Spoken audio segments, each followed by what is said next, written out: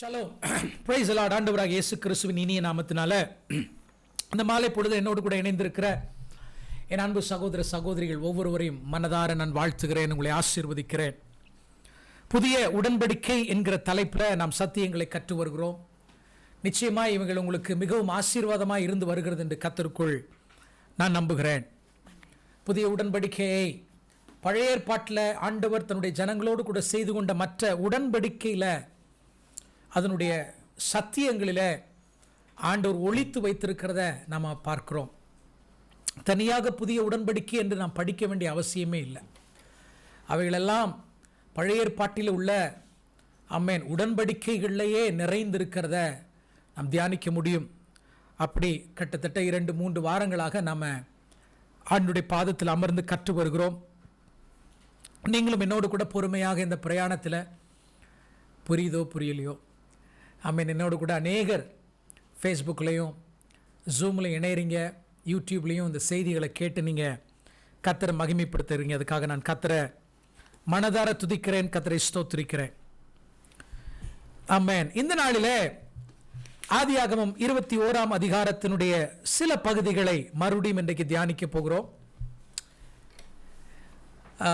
நேற்று தினத்தில் ஆதியாகமம் 21ஆம் அதிகாரத்தில் ஆபிரகாமும் சாராளும் எதற்கு ஒப்பானவர்கள் என்பதை தியானித்தோம். ஆபிரகாம் விசுவாசத்திற்கும் சாராள் கிருபைக்கும் ஒப்பாக நாம் நேற்று பேசினோம். ஒரு மனிதன் ரட்சிக்கப்படுவது, ஈசாக்கு என்கிற அந்த ஆவிக்குரிய மனிதன் பிறப்பதற்கு விசுவாசமும் கிருபையும் தேவை. ஸோ பை ஃபெய்த்,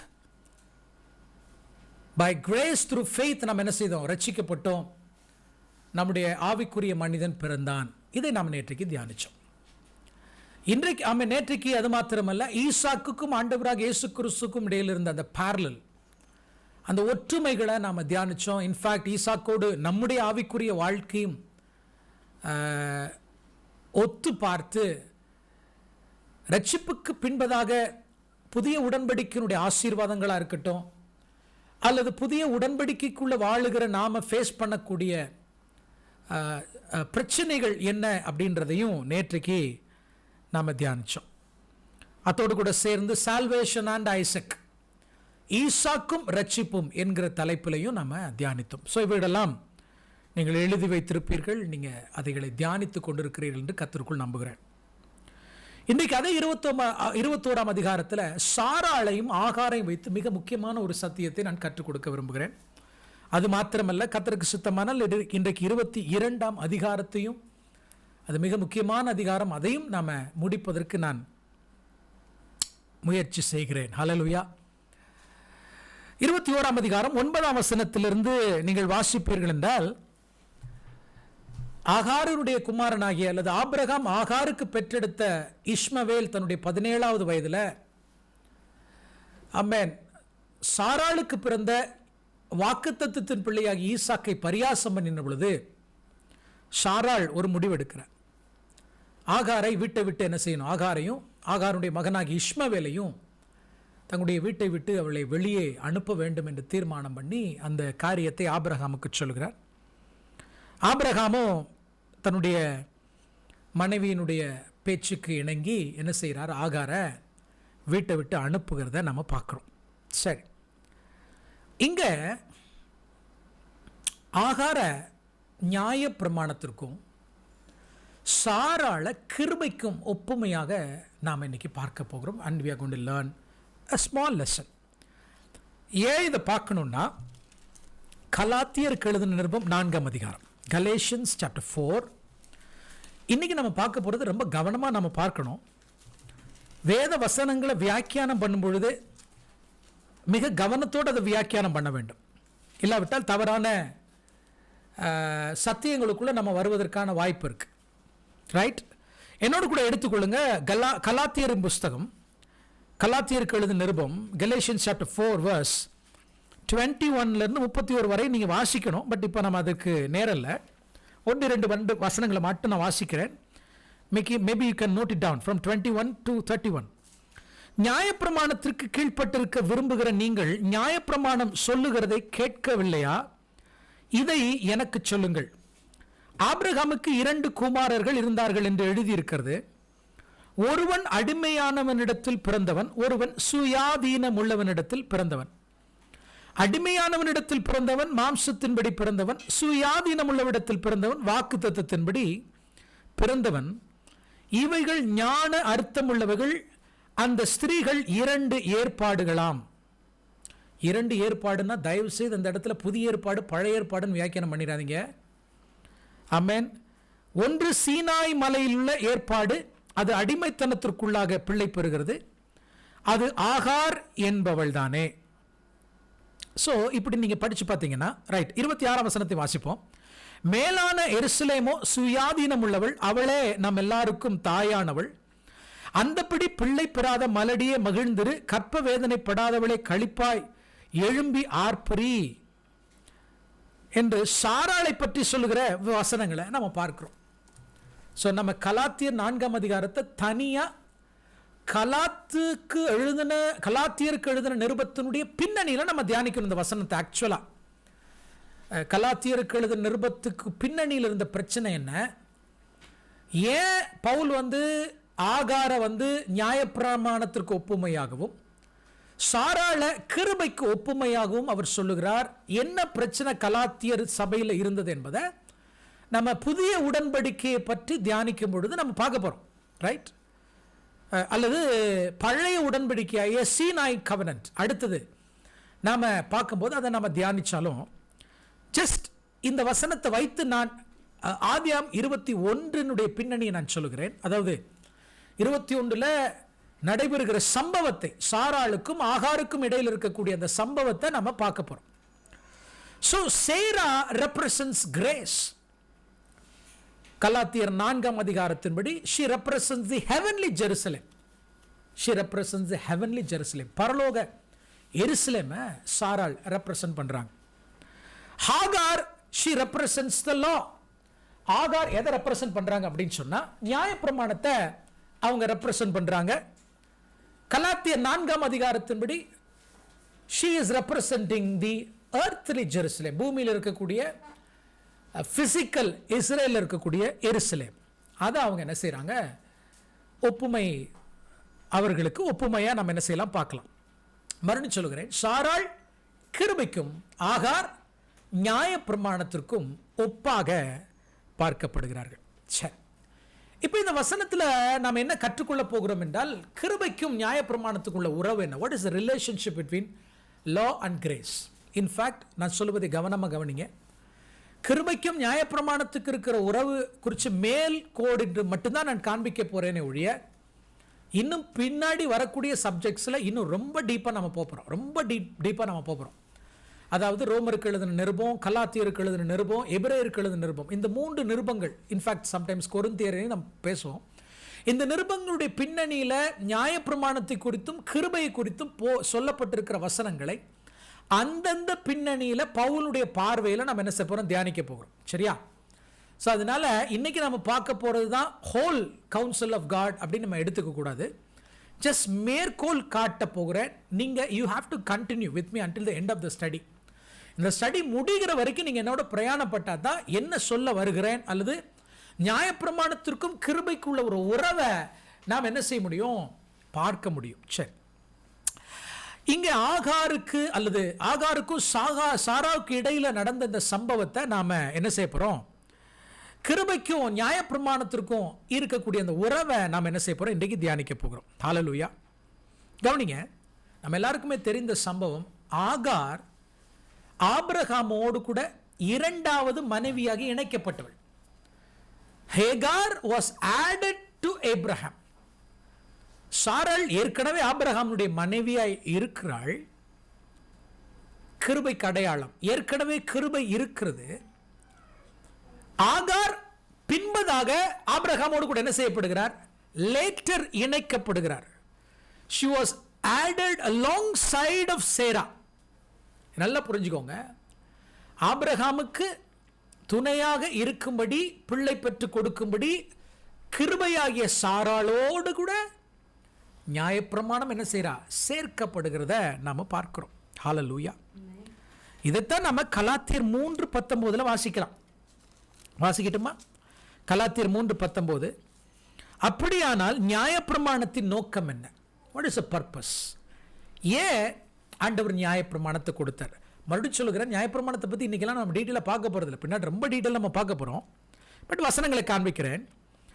நியாயப்பிரமாணத்தின் நோக்கம் என்ன? வாக்கு தத்தம் பெற்ற சந்ததி அல்லது வாக்கு தத்தத்தை பெற்ற சந்ததி வருமளவும் அது அக்கிரமங்களின் நிமித்தம் கூட்டப்பட்டு தேவதூதரை கொண்டு மத்தியஸ்தன் கையில் என்ன செய்யப்பட்டது?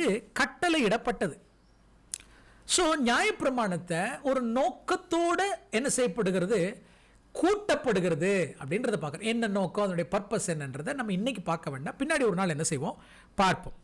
எகேன் என்னோடு கூட குறித்து வைத்துக் கொள்ளுங்கள். கலாத்தியர் 3:19, கலாத்தியர் 24:25.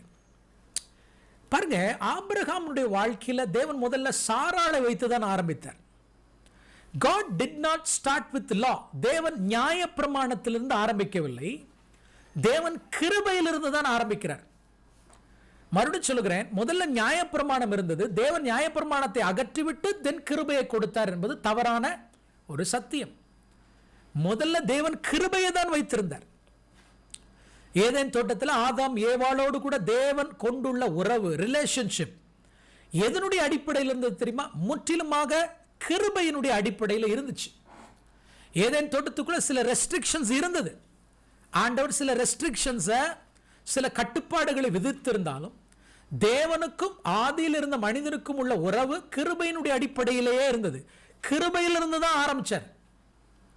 இஸ்ரவேல் ஜனங்களை எகிப்திலிருந்து ஆண்டவர் 430 வருஷம் அடிமைத்தனத்திலிருந்து விடுதலையாக்கினது ஆண்டவர் எந்த நியாயப்பிரமாணத்தையோ எந்த லாவையோ வைத்தா அல்ல, முற்றிலுமாக தேவன் தன்னுடைய கிருபையினால தான் இஸ்ரவேல் ஜனங்களை என்ன செஞ்சாரு? ஆமென், எகிப்திலிருந்து ஆண்டவர் விடுதலையாக்கினார். யாத்ராகமம் 19ஆம் அதிகாரத்தில் நியாயப்பிரமாணம் இஸ்ரவேல் ஜனங்களுக்கு வனாந்தரத்தில் வைத்து கொடுக்கப்படுவதற்கு முன்பதாகவே தேவன் இஸ்ரவேல் ஜனங்களோட கிருபையை கொண்டு அவர்களோடு கூட உடன்படிக்கை செய்திருந்தார். மறுபடியும் சொல்லுகிறேன், God made the covenant with the people of Israel on the basis of grace, not on the basis of law. நியாயப்பிரமாணத்தினுடைய சட்டதிட்டங்களின்படி தேவன் என்ன செய்யல? அவர்களோடு கூட உடன்படிக்கை வைக்கவில்லை. பின்பதாக கிருபையை கொண்டு தேவன் அவர்களை எகிப்திலிருந்து விடுதலையாக்கி வெளியே கொண்டு வந்ததுக்கு அப்புறம் எப்படி ஆபிரகாமோடு கூட ஆகார் சேர்க்கப்பட்டாலோ அதுபோல நியாயப்பிரமாணம் என்ன செய்யப்பட்டது? சேர்க்கப்பட்டது, கூட்டப்பட்டது. ஹல்லேலூயா. ரைட், இதை நீங்க புரிந்து கொள்ள வேண்டும். சரியா? இரண்டாவது, Hagar, she was a servant. Hagar யாரு? ஒரு வேலைக்காரி, ஒரு அடிமை பெண், சாராளுக்கு பணிவிடை செய்வதற்காக. என் அன்பு தேவனுடைய பிள்ளை, அவள் அடிமையாக கொடுக்கப்பட்டவள். ஹல்லேலூயா. அப்போ இங்க சர்வன்ட் யாரு? ஹாகார் தான். So law is the servant. நியாயப்பிரமாணம், நம்ம மறுபடியும் சொல்றேன், சாராள் எதற்கு அடையாளமா இருக்கிறாங்க? கிருபைக்கு அடையாளமா இருக்கிறாங்க. ஹாகார் எதற்கு அடையாளமா இருக்கிறாங்க? நியாயப்பிரமாணத்துக்கு அடையாளமா இருக்கிறாங்க. முதல்ல வந்தது நியாயப்பிரமாணமா கிருபையா? முதல்ல வந்தது கிருபை. நியாயப்பிரமாணம் எதற்காக கிருபையோடு இணைக்கப்பட்டது? கிருபைக்கு பணி செய்வதற்கு, கிருபைக்கு சர்வ் பண்றதுக்கு, கிருபைக்கு வேலை செய்வதற்காக நியாயப்பிரமாணம் ஆட் பண்ணப்பட்டதே ஒழிய நியாயப்பிரமாணத்திற்கு பணியாற்றுவதற்காக தேவன் கிருபை என்ன செய்யவில்லை? கொடுக்கவில்லை. ஹல்லேலூயா. நான் சொல்றது புரியுதா? ஏன் ஆண்டவர் கிருபையினால ரட்சித்த இஸ்ரவேல் ஜனங்களுக்கு நியாயப்பிரமாணத்தை கொடுத்தார் தெரியுமா? கலாத்தியருக்கு எழுதின நிருபம் 3ஆம் அதிகாரம். ஆமென். கலாத்தியருக்கு எழுதின நிருபத்தை எடுத்துக்குவோம். அது நல்ல ஒரு அருமையான ஒரு நிருபம், நியாயப்பிரமாணத்தையும் கிருபையும் குறித்து பார்ப்பதற்கு. பட் இன்னைக்கு அல்ல, நாம் இன்னொரு நாள் அது ரொம்ப டீட்டெயிலாக படிப்போம். 3ஆம் அதிகாரம், ஆமென், ஸ்தோத்திரம், 24ஆம் வசனத்தை வாசிக்கிறேன். கலாத்தியருக்கு எழுதின 3ஆம் அதிகாரம் 24 வாசிப்போமா? இவ்விதமாய் நாம் விசுவாசத்தினாலே நீதிமான்கள் ஆக்கப்படுவதற்கு நியாயப்பிரமாணம் நம்மை கிறிஸ்துவினிடத்தில் வழி நடத்துகிற உபாத்தியாய் இருந்தது. இப்படியா இஸ்ரவேல் ஜனங்கள் புதிதாய் பிறந்த குழந்தைகள் கிருபையினால விசுவாசத்தை கொண்டு ரட்சிக்கப்பட்டு வெறும் 50 நாள் தான் ஆகுது. எகிப்தினுடைய சீனாய் வனாந்தரத்தில் வந்து உட்கார்றாங்க. ரைட்? கிருபையினால் ரட்சிக்கப்பட்ட ஜனங்கள், புதிதாய் பிறந்த குழந்தை, இன்னும் பால் கூட குடிக்க தெரியாது. இவங்க சீனாய் வனாந்தரத்துடைய 50வது நாளில் புறப்பட்டு சீனாய் வனாந்தரத்தில் 50வது நாளில் அவங்க அமர்ந்திருக்கும் போது எதற்காக ஆண்டவர் அவர்களுக்கு நியாயப்பிரமாணத்தை கொடுத்தாராம்? வாசிங்க. நாம் விசுவாசத்தினாலே நீதிமான்களாக்கப்படுவதற்கு. நியாயப்பிரமாணம். அப்போ விசுவாசத்தினால தான் நீங்கள் நீதிமான்களாக்கப்பட முடியும் என்பதை நமக்கு சொல்லி தந்தது யாரு? நியாயப்பிரமாணம். ஹல்லேலூயா. நியாயப்பிரமாணம் ஒரு நாள் நம்மளை ரட்சிக்காது. கர்த்தர் நமக்கு கட்டளைகளை, கற்பனைகளை, நியாயங்களை, நியமங்களை கர்த்தர் கொடுக்க காரணம் என்ன? அவைகள் மூலமாகத்தான் நம்ம என்ன அறிய முடியும்? விசுவாசத்தினால நீதிமான் பிழைப்பான். விசுவாசத்தினால தான் நீங்களும் நானும் நீதிமான்களாக்கப்பட முடியும் என்கிற சத்தியத்தையே நமக்கு சொல்லிக் கொடுக்கிறது யார் தான்? நியாயப்பிரமாணம் தான். ஹல்லேலூயா. ஆமென். என்னவா அந்த வசனத்தை வாசிங்க. நியாயப்பிரமாணம் நம்மை கிறிஸ்துவினிடத்தில் வழி நடத்துகிற உபாத்தியா இருந்தது. Teacher. It is just a teacher. Hallelujah. புதிதாய் பிறந்த குழந்தைகளாகிய இஸ்ரவேல் ஜனங்கள் ஆண்டவர் அவர்களை எதற்கு அண்டர்ல கொடுக்கிறார்னா நியாயப்பிரமாணத்திற்கு கீழே கொடுக்கிறார். அவங்கள கிருபையினால ரட்சிக்கப்பட்டாங்க. கிருபையினால ரட்சிக்கப்பட்டவர்களுக்கு தேவன் பிரமாணங்களை, நியாயப்பிரமாணங்களை கொடுக்க காரணம் என்னன்னா, ஏற்ற காலத்தில் இஸ்ரவேல் ஜனங்கள் தங்களுடைய மீட்பராகிய மெசியாவை, ஆண்டவராகிய இயேசு கிறிஸ்துவை அறியும்படி அந்த நாட்கள் வருகிற வரைக்கும் அவர்களை ப்ரிப்பேர் பண்ணுவதற்காக, அவர்களை ஆயத்தம் பண்ணப்படுவதற்காக கொடுக்கப்பட்ட உபாத்தியர், கொடுக்கப்பட்ட டீச்சர் தான் யாரு? நியாயப்பிரமாணம். So law is a servant. Law is a servant to prepare us for the coming of our Redeemer. நான் சொல்றது உங்களுக்கு புரியுதா? ஏன்னா இன்னைக்கு நியாயப்பிரமாணத்தை தூக்கி தூர எறிஞ்சிட்டு அது வேண்டவே வேண்டாம், அதில் ஒன்றுமே கிடையாது, எல்லாம் முடிஞ்சு போச்சு, கிருபை மட்டும் இருந்தால் போதும் அப்படின்னு பேசுகிற கூட்டம் இன்னைக்கு திரளாக எழும்பிட்டு. ஹல்லேலூயா. இல்லை பிரியமான தேவனுடைய பிள்ளைகளை, நியாயப்பிரமாணம் இல்லாமல் நீங்கள் நீதிமானாக்கப்பட முடியும். எப்படி? விசுவாசத்தினால்தான் நீதிமானாக்கப்பட முடியும் என்பதை நீங்கள் அறிய முடியாது. ஹல்லேலூயா. நம்ம இதை இன்னும் டீட்டெயிலாக நம்ம படிக்க போகிறோம். So Hagar, she is a servant. She represents the law. அவ நியாயப்பிரமாணத்தை என்ன செய்கிறா? நமக்கு அடையாளப்படுத்துகிறா. She is a servant to the grace Sarah. Hallelujah. நான் சொல்றது உங்களுக்கு புரியுதா? உங்களுக்கு நான் ரொம்ப ஸ்லோவா போறேன். ஸோ நியாயப்பிரமாணத்தினுடைய பர்பஸே என்ன? To reveal the need for grace. To reveal the need for grace. கிருபையினுடைய அவசியத்தை நமக்கு புரிய வைப்பதே எதுதான்? நியாயப்பிரமாணம் தான். ஹல்லேலூயா. நியாயப்பிரமாணம் என்ன, அதனுடைய டிவிஷன்ஸ் என்ன, இதெல்லாம் நம்ம பின்னாடி பார்ப்போம், கவலைப்படாதீங்க. மூணாவது, ஹாகார் வாக்குத்தத்தத்தினுடைய பிள்ளையை பெற்றெடுப்பதற்காக அவர் ஆபிரகாமோடு கூட என்ன செய்யல? இணைக்கப்படலை. மறுபடியும் சொல்லுகிறேன், Hagar she was not supposed to bear the promised child. Hagar ஆபிரகாமோடு இணைக்கப்பட்டிருந்ததுடைய நோக்கம் வாக்குத்தத்தம் பண்ணப்பட்ட பிள்ளையை பெறுவதற்கு அல்ல. கவனிங்க, ஹாகார் நியாயப்பிரமாணத்திற்கு ஒப்பாய் பேசிக்கொண்டிருக்கிறோம். நியாயப்பிரமாணம் it cannot give life. லா ஒரு நாள் நமக்கு ஜீவனை கொடுக்க முடியாது. ரைட்? நமக்கு ஜீவனை கொடுக்கிறவர் ஆண்டவராகிய இயேசு கிறிஸ்து மாத்திரமே. மறுபடியும் கலாத்தியருக்கு எழுதினோம் 3ஆம் அதிகாரம், கலாத்தியருக்கு எழுதினோம் 3ஆம் அதிகாரம் 21ஆம் வசனத்தை வாசிக்கிறேன். அப்படியானால் நியாயப்பிரமாணம் தேவனுடைய வாக்குத்தத்தங்களுக்கு விரோதமா? அல்லவே. உயிரை கொடுக்கத்தக்க நியாயப்பிரமாணம் அருளப்பட்டிருந்தால் அருளப்பட்டிருந்ததானால் நீதியானது நியாயப்பிரமாணத்தினால் உண்டாயிருக்குமே அப்படின்னு பவுல் சொல்றார். அப்ப என்ன சொல்ல வர்றாரு? நியாயப்பிரமாணம் நமக்கு நித்திய ஜீவனை கொடுக்கும்படி அருளப்படலை. ஹல்லேலூயா. சிலர் தவறாக என்ன நினைக்கிறாங்கன்னா, கிருபையை மட்டுமே போதிக்கிறவர்கள் என்ன சொல்றாங்கன்னா, நியாயப்பிரமாணத்தை பற்றி போதிக்கிறவர்கள் என்னை போன்றவர்கள், தோராவை சத்தியமாக பழைய ஏற்பாட்டிலிருந்து சத்தியங்களை பேசக்கூடிய நாங்கள் நியாயப்பிரமாணத்தினால தான் ரட்சிக்கப்பட முடியும், நியாயப்பிரமாணத்தினுடைய சட்டதிட்டங்களை கீழ்ப்படுகிறதுனால தான் ஆமென் ரட்சிப்பை பெற்றுக்கொள்ள முடியும் என்று பிரசங்கிக்கிறதாக அவர்கள் நினைக்கிறார்கள். அப்படி இல்லை, அவர்களை விட நாங்கள் ரொம்ப தெளிவாக இருக்கிறோம். ஹல்லேலூயா. நியாயப்பிரமாணத்தினுடைய நோக்கம் என்னன்னு எங்களுக்கு தெரியும். We know the purpose of the law and we know the purpose of the grace. இரண்டும் அவசியம் அப்படின்றத நாங்கள் அறிந்திருக்கிறோம். ஹல்லேலூயா. நிச்சயமா நியாயப்பிரமாணம் நமக்கு நித்திய ஜீவனை கொடுக்கும்படி அருளப்படவில்லை. நித்திய ஜீவனை கொடுக்கிற இயேசுவை நமக்கு காண்பிப்பதற்காகத்தான் நியாயப்பிரமாணம் கொடுக்கப்பட்டிருக்கு. ஹல்லேலூயா. ஆமென். நியாயப்பிரமாணம் it was not given us for us to to give us righteous.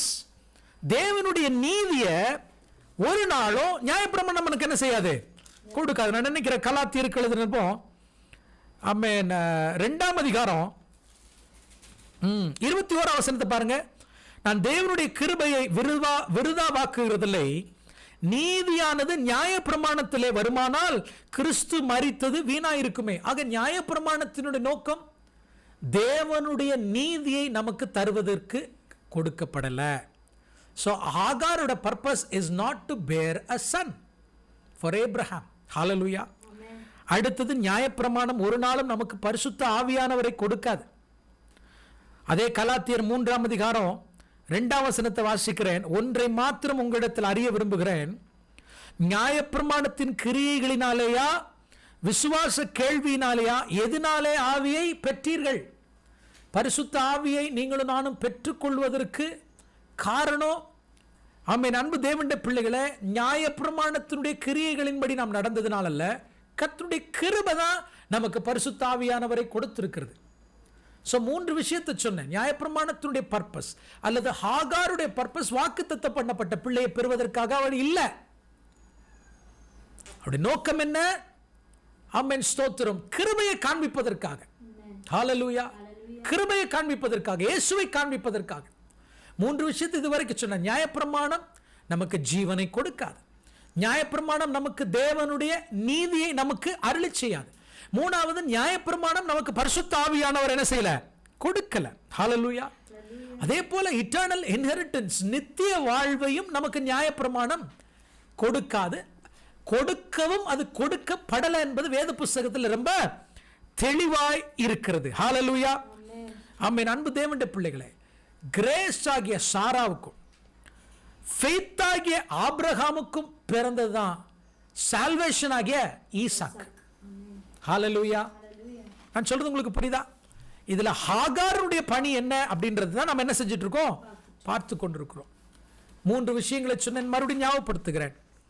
Hagar she was added along the side of Sarah.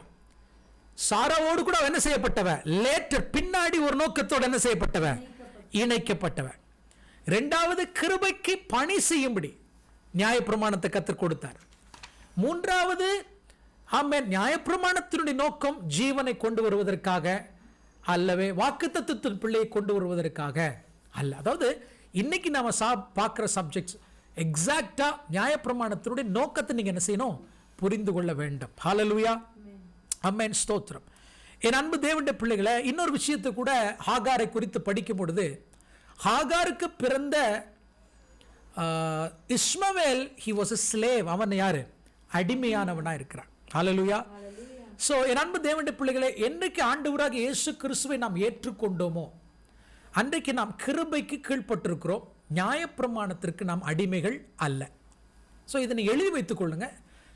அப்படின்னா என்னன்றதை நாம வருகிற நாட்களில் நம்ம பார்க்க போறோம். கிருபைக்கு கீழ்ப்பட்டிருப்பது அல்லது நியாயப்பிரமாணத்திற்கு அடிமைகள் அல்ல அப்படின்றத நம்ம பின்னாடி நம்ம தியானிப்போம். பட் ஹாகார் இந்த இடத்துல பிகாஸ் she represents grace, அவளுக்கு பிறந்த இஸ்மவேல் அடிமைக்கு ஒப்பா இருக்கிறதுனால என் அன்பு தேவனுடைய பிள்ளைகளை, ரட்சிக்கப்பட்ட நீங்களும் நானும் கிருபைக்கு கீழ்ப்பட்டிருக்கிறோம்.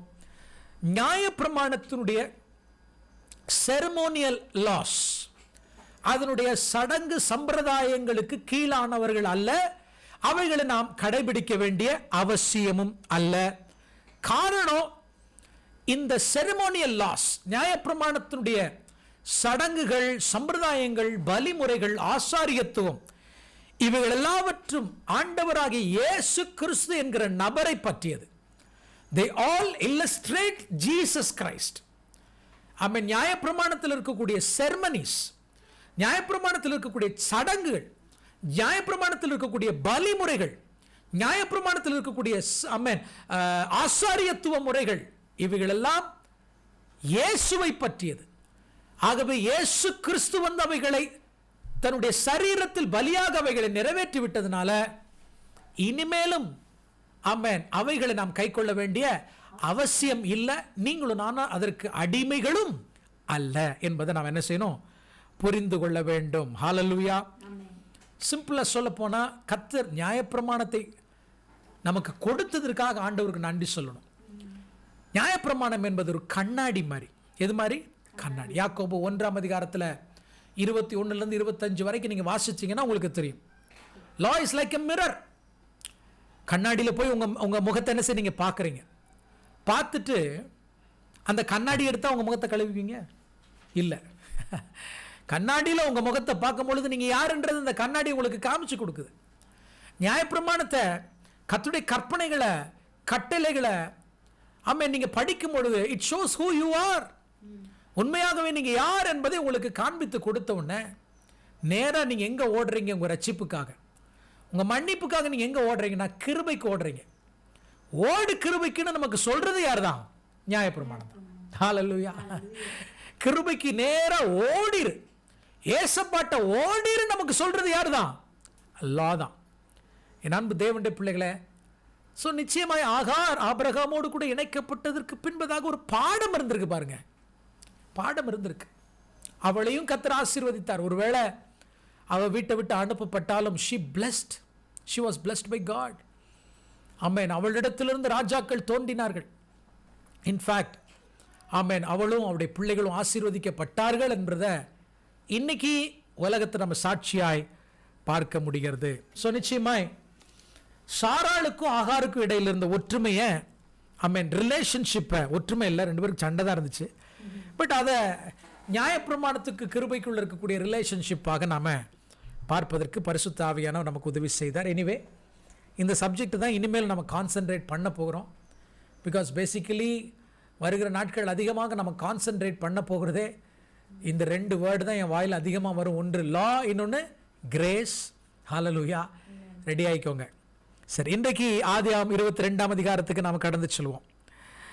இது மிக அருமையான ஒரு அதிகாரம். ஆமென். ஸ்தோத்திரம். இந்த காரியங்கள் நடந்த பின்பு கர்த்தர் ஆபிரகாமை என்ன செய்தாரா? சோதித்தார் அப்படின்ற வேர்டு வருது. சோதித்தார். இன்னும் உடன்படிக்கை ஆண்டவர் இன்னுமே முடிக்கல. கிட்டத்தட்ட ஆபிரகாமுக்கு ஆமென் 100 வயது தாண்டி, ஈசாக்கு வளர்ந்து வாலிப வயதன் ஆயிட்டான். ஆமென் 120 வயதை தாண்டிடுச்சு ஆபிரகாமுக்கு.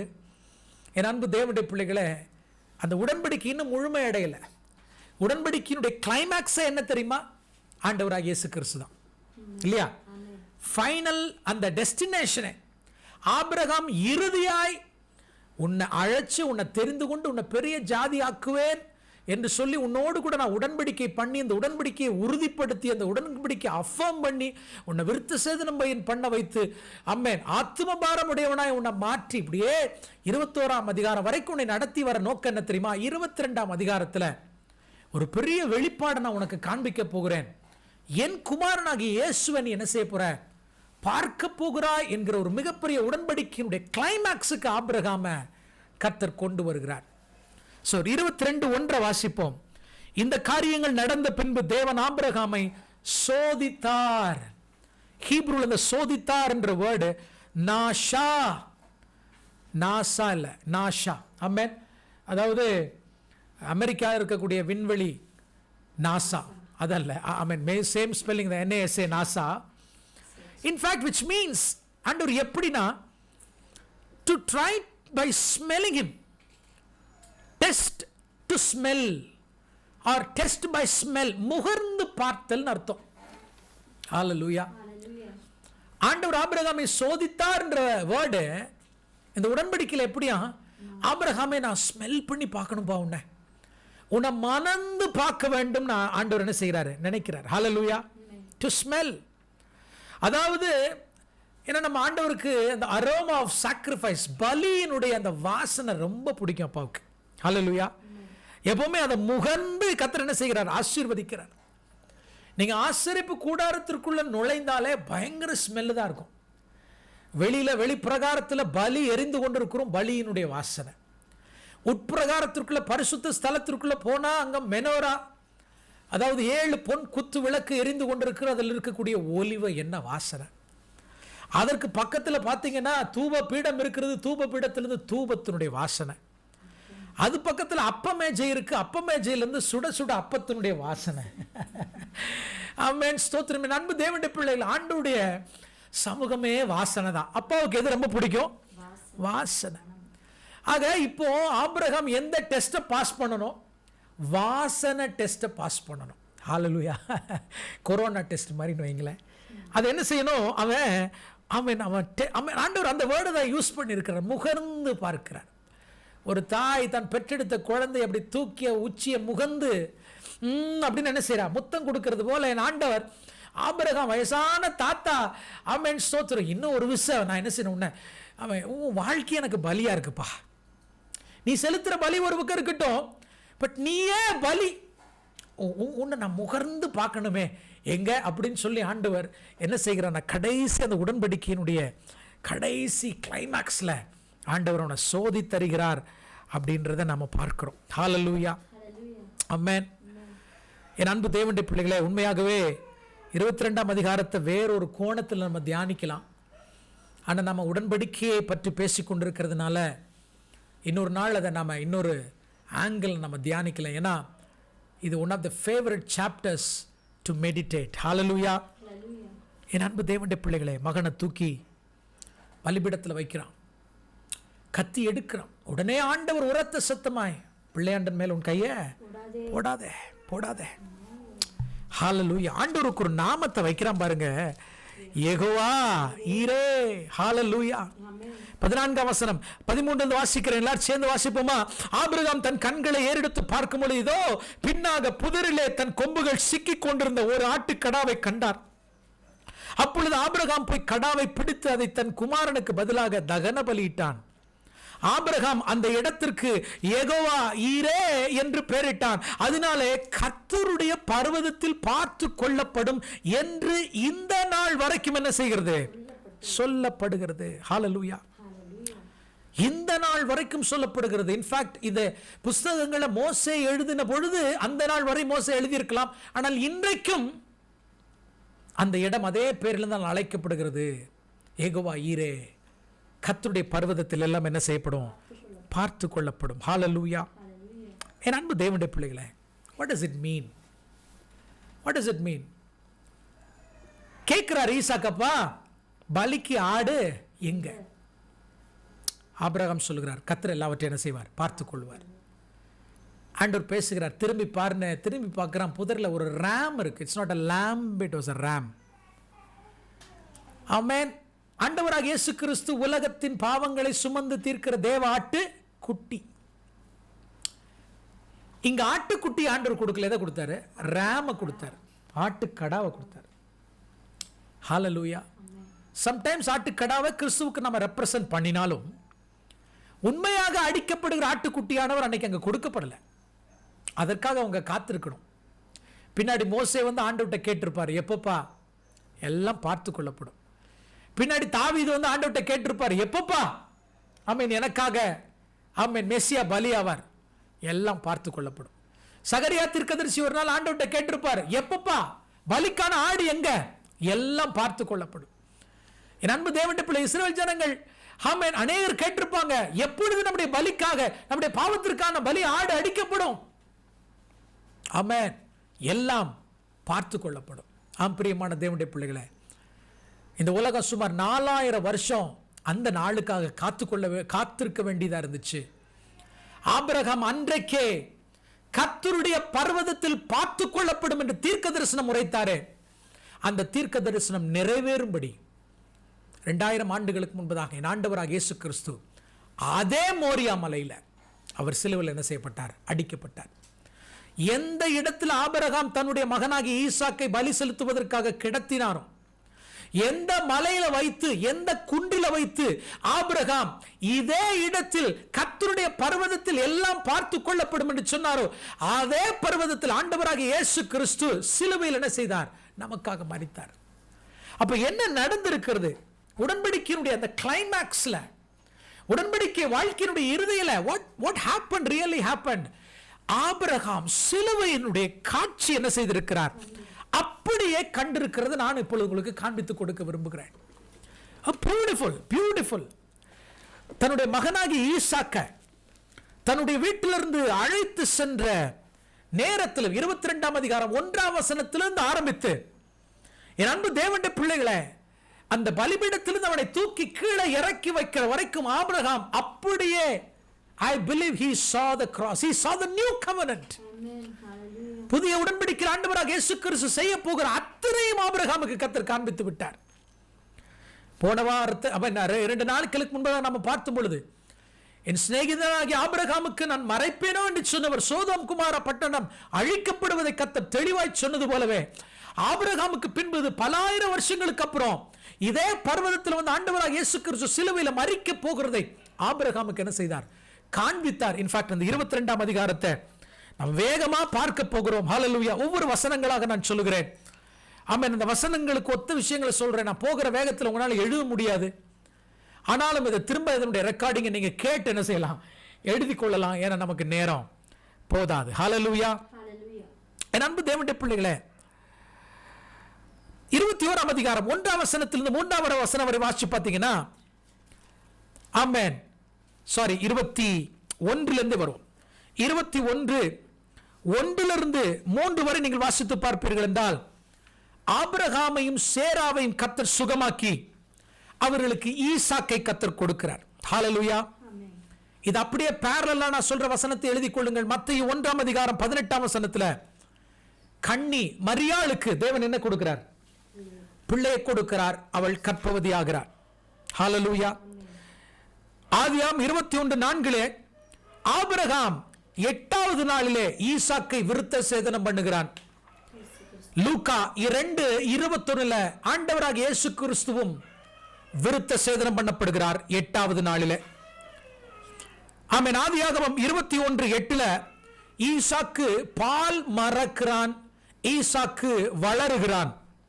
லூக்கா 2:52 ஆண்டவராகிய இயேசு கிறிஸ்துவும் ஞானத்திலும் அறிவிலும் மனித தயவிலும் தேவ தயவிலும் அவர் வளர்கிறார் அப்படின்றத நம்ம வாசிக்கிறோம்.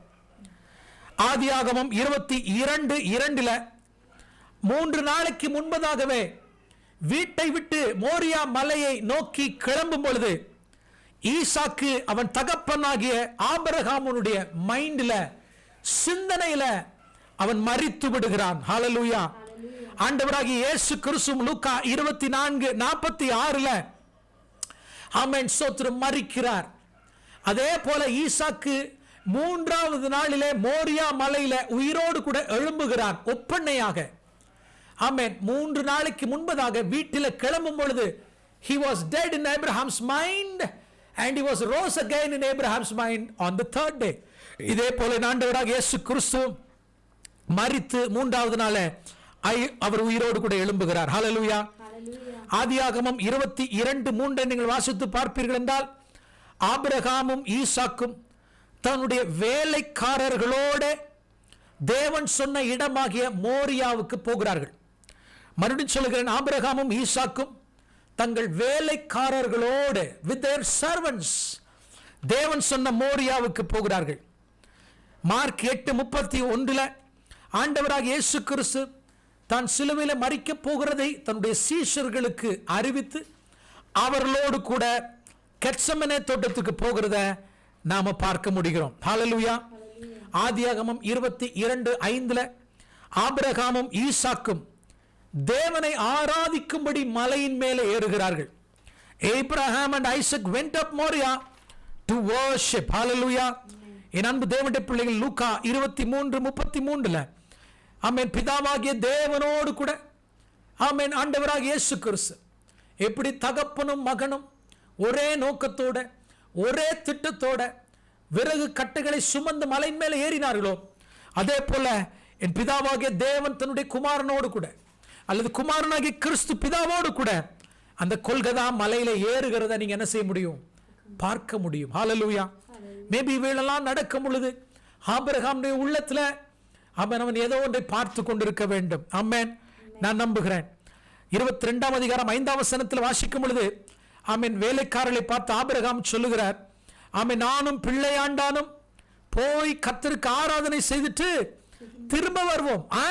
I and my lad will come again to you. Hallelujah. அதே போலதான் என் அன்பு தேவனுடைய பிள்ளைகளே, மத்தேயு 26:36 ஆண்டவராகிய இயேசு கிறிஸ்து தன்னுடைய சீஷர்களோடு கூட என்ன செய்கிறார்? அவர் ஜெபிக்கிறத பார்க்கிறார். Amen. As Abraham was pleading with his servants, தன்னுடைய வேலைக்காரனோடு பேசிக்கொள்கிறத இயேசு கிறிஸ்து கெத்செமனே தோட்டத்தில் தன்னுடைய சீஷர்களோடு கூட அவர் ஜெபிக்கிறத நம்ம பார்க்க முடியும். பின்பு ஈசாக்கின் மேல ஆதியாகமம் 22:6 கட்டைகளை அடுக்கி ஆமென் கையில கத்தி எடுத்துக்கொண்டு, that's the instrument of death. அங்கே அப்போ ஆமென் எடுத்துக்கொண்டு ஆபிரகாம் தன்னுடைய மகனை அழைத்து செல்கிறார்.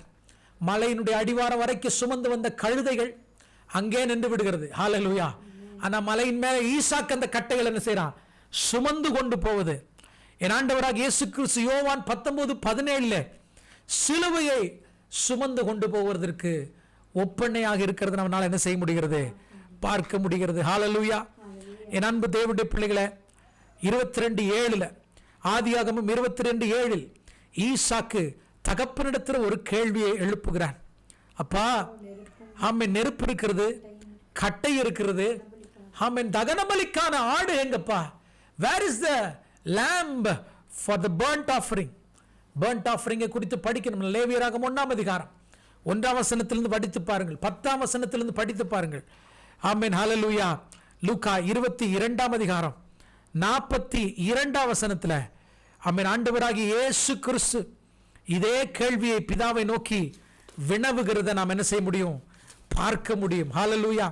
லூக்கா எழுதின சுவிசேஷம் 22ஆம் அதிகாரம் ஆமென் 42ஆம் வசனத்தை, ஆண்டவரே நீர் உம்முடைய ராஜ்யத்தை, ஆமென், 22ஆம் அதிகாரம் 42ஆம் வசனத்தை வாசிக்கிறேன்.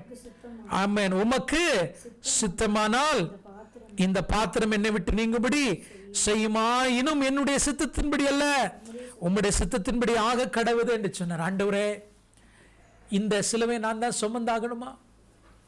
ஆமென், வேற வாய்ப்பு இல்லையா அப்படின்னு கேட்கிறார் அவரு. ஆனாலும் முடிவில் ஈசாக்கு தன்னை ஒப்பு கொடுத்தது போல இயேசு கிறிஸ்துவும் தன்னை ஒப்பு கொடுக்கிறத நாம் பார்க்குறோம். எவ்வளவு அழகாக புதிய உடன்படிக்கையினுடைய சத்தியத்தை ஈசாக்கினுடைய வாழ்க்கையில் இந்த மோரியா மலையில் நாம் பார்க்க முடிகிறது. ஹல்லேலூயா. என் அன்பு தேவனுடைய பிள்ளைகளே, ஏன்னா ஆமென், ஸ்தோத்திரம். அதுக்கு பின்பதாக நாம் வாசிக்கும் பொழுது 22ஆம் அதிகாரம் 8ஆம் வசனத்தை வாசிக்கும் பொழுது, என் மகனே, தேவன் தமக்கு தகன பலிக்கான ஆட்டுக்குட்டியை பார்த்து கொள்வார் என்றான் என்று பைபிள் சொல்லுது. God will provide himself a lamb. அதை படிக்கும்போது எனக்கு ரொம்ப ஆச்சரியமா இருக்கும். நான் இங்கிலீஷில் அதை படிக்கும்போது நான் டிஃப்ரெண்டாக படிப்பேன். God will provide himself as a lamb. ஆமென். அப்படி கூட படிக்கலாம் இல்லையா? ஆபிரகாம் சொல்லும் பொழுது God will provide himself a lamb. ஏன் நம்ம இப்படி படிக்கலாம்? God will provide himself a lamb. தன்னையே பலியாக ஆட்டுக்குட்டியாக கொடுக்கிறத ஆமென், ஸ்தோத்திரம். யோவான் அடையாளப்படுத்துகிறார். இதோ உலகத்தின் பாவங்களை சுமந்து தீர்க்கிற தேவ ஆட்டுக்குட்டி. ஈசாக்கு முதற்கொண்டு மல்கியா தீர்க்கதரிசி வரைக்கும் எல்லாரும் கேட்டாங்க, எங்க அந்த ஆட்டுக்குட்டி, எங்க அந்த ஆட்டுக்குட்டி? ஆபிரகாம் சொன்னாரே, தேவனுடைய பர்வதத்தில் எல்லாம் பார்த்து கொள்ளப்படும் என்று, எங்கே அந்த ஆட்டுக்குட்டி? யோவான் சொல்கிறார், சி, இதோ உலகத்தின் பாவங்களை சுமந்து தீர்க்கிற தேவ ஆட்டுக்குட்டி. ஹல்லேலூயா. என் அன்பு தேவனுடைய பிள்ளைகளே, 22ஆம் அதிகாரம் 9ஆம் வசனத்தை வாசித்து பார்ப்பீர்கள் என்றால், தேவன் அவனுக்கு சொல்லி இருந்த இடத்திற்கு வந்தார்கள். ஹல்லேலூயா. They came to the place where God told them. என் அன்பு தேவனுடைய பிள்ளைகளே, அதே பாலமும் ஆண்டவராகிய இயேசு கிறிஸ்துவும் பரலோகத்திலிருந்து பூமிக்கு பிதா அனுப்பின நோக்கத்தை நிறைவேற்றும்படி அவர் இறங்கி வந்தார். He came to the exact place where his father wanted him to be on the cross. on the cross. Hallelujah. Exact on the place. என் அன்பு தேவனுடைய பிள்ளைகளே, 22ஆம் அதிகாரம் 9ஆம் வசனத்தை வாசிக்கும் பொழுது, ஆபிரகாம் ஒரு பலிபீடத்தை உண்டாக்கி கட்டைகளை அடுக்கி தன் குமாரனாகி ஈசாக்கை கட்டி அந்த பலிபீடத்தின் அடுக்கிய கட்டைகளின் மேல் அவனை கிடத்தினான். ஹalleluya. மார்க் மிக அழகாக ரெக்கார்ட் பண்றார். 15ஆம் அதிகாரம் 25ஆம் வசனத்துல, மார்க் எழுதின சுவிசேஷம் 15ஆம் அதிகாரம் 25ஆம் வசனத்தை வாசிக்கிறேன். ஆமென், ஸ்தோத்திரம். அவரை சிலுவையில் என்ன செய்தாங்க? அறைந்தார்கள். அறைந்த போது 3ஆம் மணி வேளையாய் இருந்தது. So he was bound to the wooden cross. இயேசுவும் அதே போல ஆமென் மரத்தால் செய்யப்பட்ட சிலுவையில் என்ன செய்யப்படுகிறார்? ஆணி என்ன செய்கிறார்? அடிக்கப்படுகிறார். ஹalleluya. ஏப்ரஹாம் என்ன செய்கிறார்? 22:10 ஆமென், he takes a knife to slay Isaac. ஈசாக்கை வெட்டும்படி கத்தி என்ன செய்கிறாரு? ஆமென், நீட்டி. ஹalleluya. உங்களுக்காக எனக்காக யோவான் 3:16-17 சொல்லப்பட்டது, தேவன் தன்னுடைய ஒரே பேரான குமாரனை விசுவாசிக்கிறவன் எவனோ அவன் கெட்டு போகாமல் நித்திய ஜீவனை அடையும்படி தம்மை தந்தருளி. பிதாவாகிய தேவன் அவரை தந்தருளி. எவ்வளவான ஒரு துணிவு! ஒரு தகப்பன் தன் கத்தி எடுத்து மகனை 2ஆ வெட்டுறதுக்கு அவர் துணிகிறார். இயேசு கிறிஸ்துவையும் தன்னுடைய பிதாவாகிய தேவன் பலி செலுத்துகிற துணிகிற அந்த காட்சியை கொள்கதால் நீங்க என்ன செய்ய முடியும்? ஆமென், நீங்க பார்க்க முடியும். ஹalleluya. என் அன்பு தேவனுடைய பிள்ளைகளே, தொடர்ந்து நம்ம வாசித்து கொண்டே போகலாம். 22:11-12 வாசிச்சு பார்த்தீங்கன்னா, கர்த்தருடைய தூதனானவர் வானத்திலிருந்து ஆபிரகாமே ஆபிரகாமே என்று கூப்பிட்டார். அவன் இதோ அடியேன் என்றார். ஹalleluya. என் அன்பு தேவனுடைய பிள்ளைகளே, ஆண்டவராகிய இயேசு கிறிஸ்துவை கூட குறித்து சாட்சி கொடுக்கும்படி வானத்திலிருந்து ஒரு சத்தம் உண்டாகிறத இயேசு கிறிஸ்து ஞானஸ்நானம் எடுக்கும் பொழுது என்ன செய்ய முடியும்? கேட்க முடியும். கேட்க முடியும். இவர் என்னுடைய நேசகுமாரன், இவரில் பிரியமாக இருக்கிறேன்.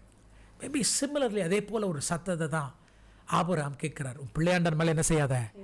கை போடாத, கை போடாத. ஹalleluya. என்ன சொன்னார் தெரியுமா? இதுதான் முக்கியமான ஒரு வசனம். ஆமென், வாசிப்போம் 12ஆம் வசனத்தை. அப்பொழுது அவர், பிள்ளையாண்டன் மேல் உன் கையை போடாதே, அவனுக்கு ஒன்றும் செய்யாதே. நீ அவனை உன் புத்திரன் என்றும் உன் ஏக சுதன் என்றும் பாராமல் எனக்காக ஒப்பு கொடுத்தபடினால் நீ தேவனுக்கு பயப்படுகிறவன் என்று இப்பொழுது அறிந்திருக்கிறேன். உடன்படிக்கையினுடைய இறுதியில தான், இந்த 40 வருஷத்தினுடைய முடிவில் தான் ஆண்டவர் ஆபிரகாமன் நம்புறார். இதுவரைக்கும் நம்பலையா? என் அன்பு தேவன் நம்பினார், இல்லைன்னு சொல்லல. பட் என் அன்பு தேவனுடைய உடன்படிக்கை என்று வரும்பொழுது தேவனுடைய 100% நம்பிக்கை நம்ம மேல வரணும்னா he tests us. he tests us. ஆண்டவரை சோதித்து பார்க்கிறார்.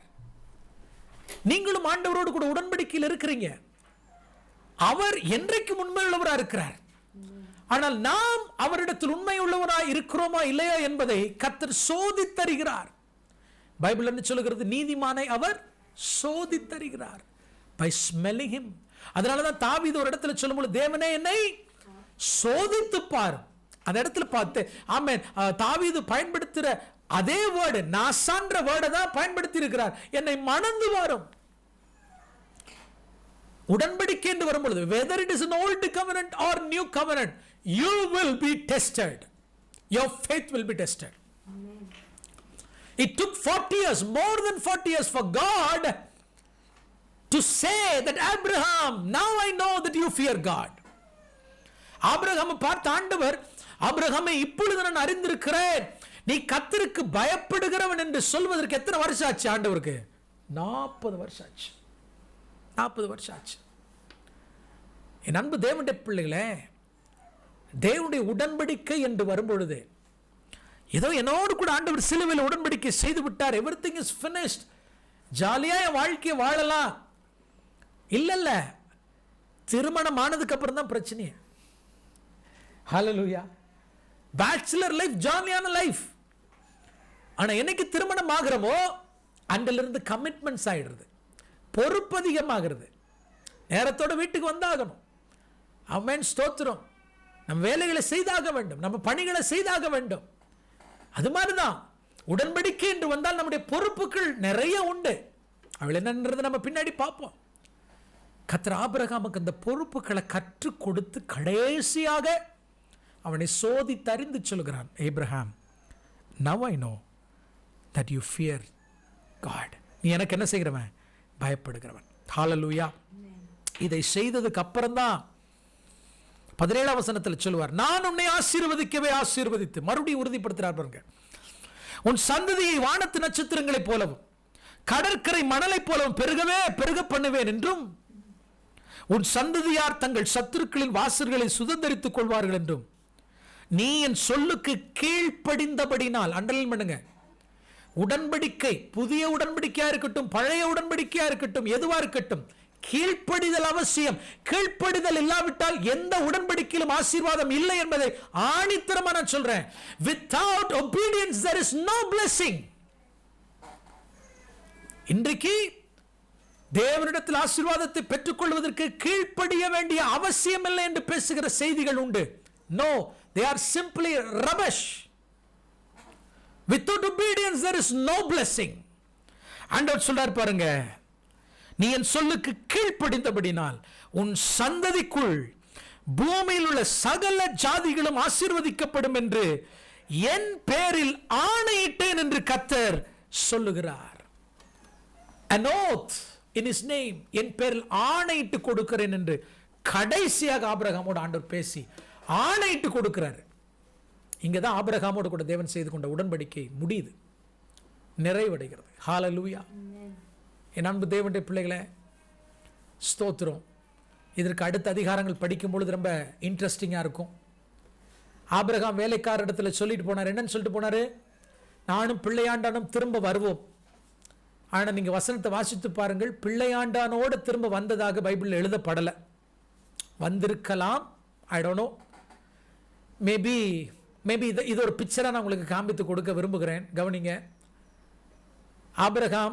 ஈசாக்கு இயேசு கிறிஸ்துக்கு ஒப்பனையாக பலிபீடத்தில் மரித்து அவர் உயிரோடு கூட எழும்புகிறார். ரைட்? பின்பு எங்கே போனார்னு பைபிள் இல்லை. அதுக்கப்புறம் என்னாச்சு? ஆபிரகாம் கீழே வர்றாரு, வேலைக்காரோட வீட்டுக்கு போயிட்டாரு, சாராள் மரிச்சிடுறாங்க. அதுக்கப்புறம் ஈசாக்கு எப்போ இன்ட்ரோடியூஸ் ஆவார் தெரியுமா பைபிளில்? ரெபேக்காள் வந்து ஒட்டகத்தை விட்டு இறங்கும் பொழுதுதான் ஈசாக்கு இன்ட்ரோடியூஸ் ஆவார். ஸோ மோரியா மலையில உயிரோடு கூட எழும்பின ஈசாக்கு திரும்பவும் பைபிள் எப்ப வர்றார்னா ரெபேக்காளை பார்க்கும்படி வருகிறார். எந்த மலையிலே ஆண்டவராகிய இயேசு கிறிஸ்து மரித்து அடக்கம் பண்ணப்பட்டு உயிரோடு கூட எழும்பி ஒலிவ மலையிலிருந்து ஆண்டவர் உயிரோடு கூட எழும்பி போனதுக்கு அப்புறம் திரும்ப சீனுக்கு எப்ப வரப்போறார்னா, ரெபேக்காளாகிய மணவாட்டியாகிய உங்களையும் என்னையும் பார்க்கும்படி அவர் என்ன செய்யப்படுறார்? திரும்ப வரப்போகிறார். அப்பதான் ஆண்டவராகிய இயேசு கிறிஸ்து is going to come on the scene. எவ்வளவு அழகாக ஈசாக்கினுடைய வாழ்க்கையில இயேசு கிறிஸ்துடைய பிக்சரை வரைந்து வைத்திருக்கிறார் பாருங்க. Bible is a beautiful book. என் அன்பு தேவனுடைய பிள்ளைகளே, ஆபிரகாமின் உடன்படிக்கையை பார்த்திருக்கோம். கிட்டத்தட்ட 9 பகுதிகளாக நம்ம தியானிச்சிருக்கிறோம். நிச்சயமா இது உங்களுக்கு ஆசீர்வாதமாக இருந்திருக்கும் என்று நம்புகிறேன். புதிய உடன்படிக்கையினுடைய சத்தியங்களை ஆபிரகாமினுடைய உடன்படிக்கைகளில் அநேக சத்தியங்களை நம்ம பார்த்தோம். ஆமென். நாளைக்கு we are going to talk about the Sinai covenant. ஆமென். இது இன்ஃபேக்ட் இன்னும் அதிக நாட்கள் எடுக்க வாய்ப்பு இருக்கு. கொஞ்சம் டஃப்பான சப்ஜெக்ட் தான். ஆபிரகாமை கொண்டு பேசினதை விட சீனாய் கவனன்ட்டை ரொம்ப தெளிவாக நான் பேசணும், இல்லாட்டா ஜனங்கள் குழம்பி போயிடுவாங்க. அதனால நீங்கள் ஒவ்வொரு செஷனையும் நீங்கள் அட்டென்ட் பண்ணணும், கவனமாக கேளுங்க. நிச்சயமாக அது உங்களுக்கு ஆசீர்வாதமாக இருக்கும். பழைய உடன்படிக்கை என்று அழைக்கப்படுகிற சீனாய் உடன்படிக்கை. ஸோ நல்லா புரிஞ்சுக்கோங்க, புதிய ஏற்பாட்டில் பழைய உடன்படிக்கை, ஓல்டு கவனன்ட் என்று சொல்லப்படுகிற உடன்படிக்கையை பற்றி நம்ம அடுத்த வாரம் நாளைக்கு நம்ம என்ன செய்ய போகிறோம்? பார்க்க போகிறோம். ஸோ எப்படி இந்த ஆபிரகாமிக் கவனன்ட் உங்களுக்கு இருந்தது, நீங்கள் கற்றுக்கொண்டவைகள் என்ன, எது உங்களுக்கு மிக ஆசீர்வாதமாக இருந்ததை எங்களுக்கு தெரியப்படுத்துங்க. நாங்கள் உங்களோடு கூட சேர்ந்து தேவனை மகிமைப்படுத்த ஏதுவாக இருக்கும். நாம் ஜெபிப்போம். எங்களை மிகவும் அதிகமாக நேசிக்கிற எங்கள் அன்பின் பரலோக பிதாவே, நீர் எவ்வளவா எங்களை நேசிக்கிறீர். எங்கள் மேலே நீர் வைத்திருக்கிற அன்பு, இரக்கம், தயவு ஆண்டவரே, அது எந்த அளவுக்கு உம்மை ஆண்டவரே சிலுவை வரை கொண்டு போனது என்பதை ஆபிரகாமுடைய உடன்படிக்கையில் நாங்கள் கற்றுக்கொண்டோம். ஆண்டவரே, 40 வருஷங்கள் கால அளவை நீர் எடுத்துக்கொண்டு ஆபிரகாமினுடைய வாழ்க்கையிலிருந்து சத்தியங்களை எங்களுக்கு கற்றுக் கொடுத்தீர். அதற்காக நன்றி. இன்னும் கற்றுக்கொள்ள வேண்டியவர்கள் ஏராளம். ஆண்டவர் உம்முடைய பிள்ளைகள் வசனத்தை ஓப்பன் பண்ணி தியானிக்கும் பொழுது இன்னும் பல ரகசியங்களும் உடைய ஜனங்களுக்கு நீர் கற்றுக் கொடுப்பீராகப்பா. என்னோடு கூட உண்மை உத்தமமாய் இந்த ஆண்டவருடைய ஸ்டடியில் இணைந்து படிக்கிற பிள்ளைகளுக்கு நீங்கள் கிருபையாய் இன்னும் பல விஷயங்களை வெளிப்படுத்தியறலும். தொடர்ந்து உடைய சமூகத்தில் எங்களை தாழ்த்துகிற மகிமை கனத்தை உமக்கே செலுத்துகிறேன். இயேசுவின் நாமத்தில் பிதாவே, ஆமென், ஆமென். Shalom. God bless you all. Shalom.